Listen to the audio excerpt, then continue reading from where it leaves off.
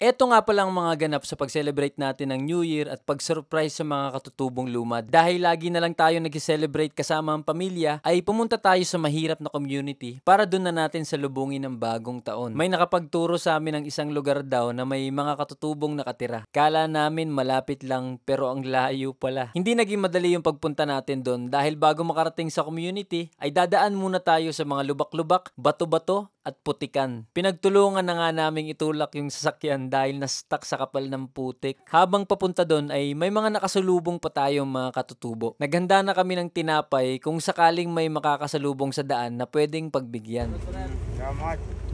Napakataas na pala ng spot na to kung nasan kami nabiyahe. Di rin basta-basta yung daan dahil may lugar na bangin ng konti. Pag diretso nga ay eto na yung sumalubong sa akin. Naggagandahang mga bukid. Ang ganda ng pagkakagawa, hinulma talaga ng Diyos. Na-amaze ako ng solid, parang nasa paradise lang. Ilang saglit lang din ay nakarating na rin tayo sa mismong lugar. Ito pala yung tinatawag nilang Sitio Butay, kung nasan mahigit 40 houses ang bahay. Sinalubong tayo ng mga tao. Yan pala si Nanay, isa sa mga legendary dito.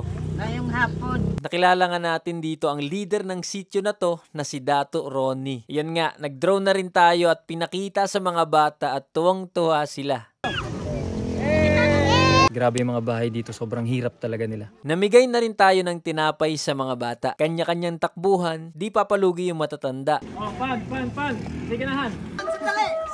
Happy New Year! Happy New Year! Happy New Year! Sarap pala itong tinapay mo, idol. Salamat, idol! Nakakatuwa din dahil nag-e-enjoy na ang mga residente kahit gantong tinapay lang binigay natin. Pangalawang community na pala tong napuntahan namin at kailangan talaga natin tignan yung sitwasyon kung dito na ba natin gagawin yung sakalam na ganap. Sumunod ay kinausap na natin at in-interview ang dalawang dato. Kinahanglan unta nga tagami pagtagad suportahan na ang among pagkalumad. Ay harapang tao ng katawhang lumad yung eleksyon. Nagsilabasan yung hinaing nila dito. Yung pagtingin sa kanila bilang lumad at yung gusto nilang mangyari sa community nila. Yun, ganun sana, no? Awir!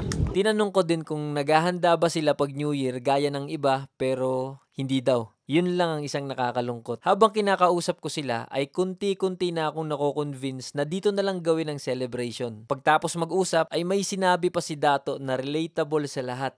Kita mintras naapata sa kalibutan atay pangandi. Walay taong walay pangandi. Buang ang taong walay pangandi. Yun, no? Naintindihan nyo, baliw daw yung tao na walang pangarap. Lahat tayo may pangarap. Galing. Kinausap ko na rin sandali ang mga katutubong lumad at nakipagkulitan ng konti. May mga posing-posing na parang mukhang artista lang at yan nga si Tatay, legendary yung suot. Babe, ito yung gusto ko, ganda. Parang si Lapu-Lapu lang ang angas tignan. Sa pagtingin ko ng lugar na to, parang dito na nga natin gagawin ang sakalam na ganap. Namigay na rin pala tayo ng power cell sa mga katutubo at lahat gusto humingi.